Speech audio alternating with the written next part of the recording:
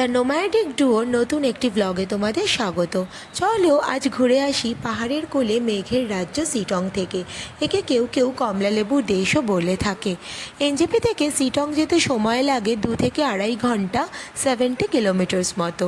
আমরা শিটং গিয়েছিলাম সেপ্টেম্বর মাসের ভরা বর্ষায় এবং সেখানে পৌঁছেই শিটংয়ের রংবাহারি শোভা, এত শান্ত নিরিবিলি রাতের নির্জনতা আমাদের কিন্তু মুগ্ধ করে দিয়েছিল। আমরা শিটংয়ে ছিলাম রিশান কটেজে। এটি একদম আপার শিটংয়ে রয়েছে। এখান থেকে মারাত্মক সুন্দর গোটা শিটং ভিলেজের ভিউ পাওয়া যায়, স্পেশালি রাতের বেলা।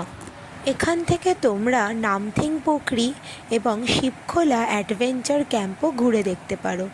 রিশান কটেজের পাশেই শিটংয়ের বেশ আরেকটি পুরনো হোমস্টে রয়েছে, যেটার নাম বিশেষ হোমস্টে।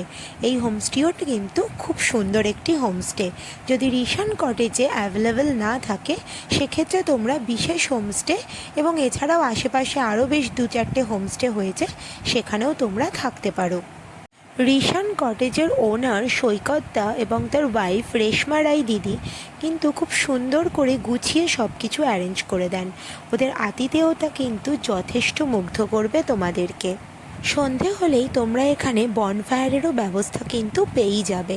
তো শিটং যদি তোমরা যেতে চাও, আমার সাজেশনে থাকবে, এক তো শীতকালে তোমরা যেতেই পারো, আরেকটা হচ্ছে বর্ষাকাল। বর্ষাকালে কিন্তু এখানের ভিউটা খুব সুন্দর পাওয়া যায়।